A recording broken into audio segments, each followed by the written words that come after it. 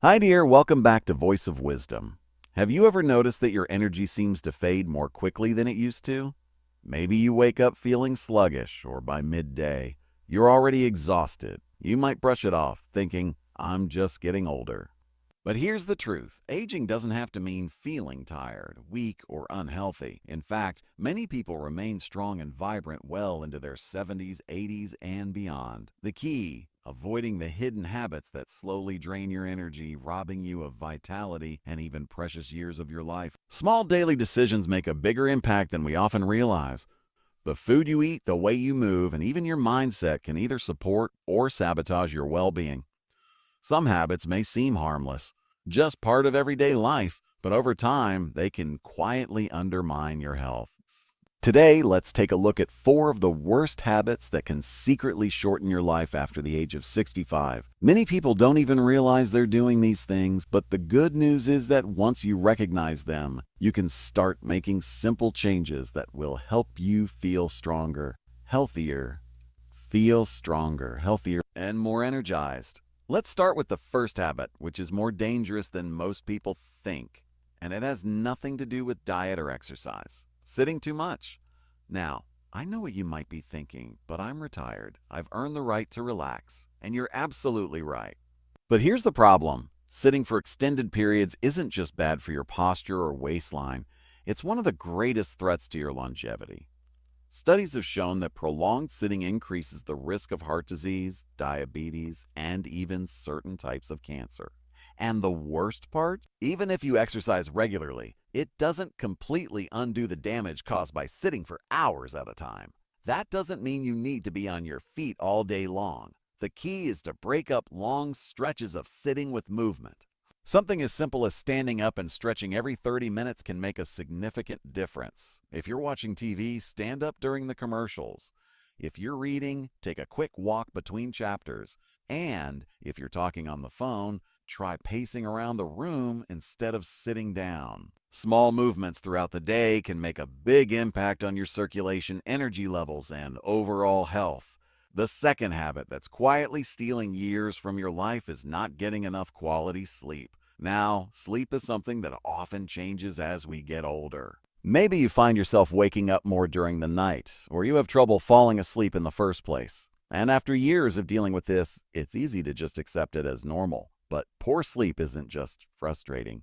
It actually speeds up the aging process. When you don't get enough rest, your body struggles to repair itself, your immune system weakens, your brain becomes foggy, and your risk of serious health conditions like heart disease and stroke goes up.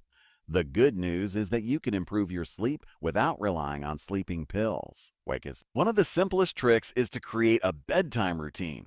Your body thrives on consistency, so try going to bed at the same time every night. Avoid screens like your phone or TV at least an hour before bed because the blue light tricks your brain into staying awake. And here's a tip that surprises a lot of people. Cooler rooms actually help you sleep better. If your bedroom is too warm, you're more likely to toss and turn. Keeping the temperature around 65 to 68 degrees F can improve your sleep quality dramatically. Another powerful way to improve sleep is to get morning sunlight. Your body has an internal clock, and exposing yourself to natural light in the morning helps regulate your sleep hormones. So, instead of staying indoors first thing in the morning, step outside for just 10 to 15 minutes. You'll feel more awake during the day and sleep better at night. Now that we've talked about these first 2 habits, let's move on to another one that's just as important, something many people do every single day without realizing how harmful it really is. I'm talking about neglecting strength and balance exercises. You might think, I walk every day. Isn't that enough? And walking is great, don't stop. But here's the problem. Walking alone isn't enough to maintain the muscle strength and balance you need as you age. After 65, we start losing muscle mass much faster than before. And when your muscles weaken, everyday tasks like climbing stairs, standing up from a chair, or even carrying groceries become harder. This loss of strength also increases your risk of falls, which can be devastating. Did you know that falls are the leading cause of injury-related deaths in older adults? And the scariest part, Many falls happen simply because of weak leg muscles and poor balance. But here's the good news. You can reverse this. Strength training isn't just for bodybuilders. In fact, it's one of the most powerful things you can do to stay strong and independent. And you don't need heavy weights or a fancy gym. Just a few simple movements can make a huge difference. Try this.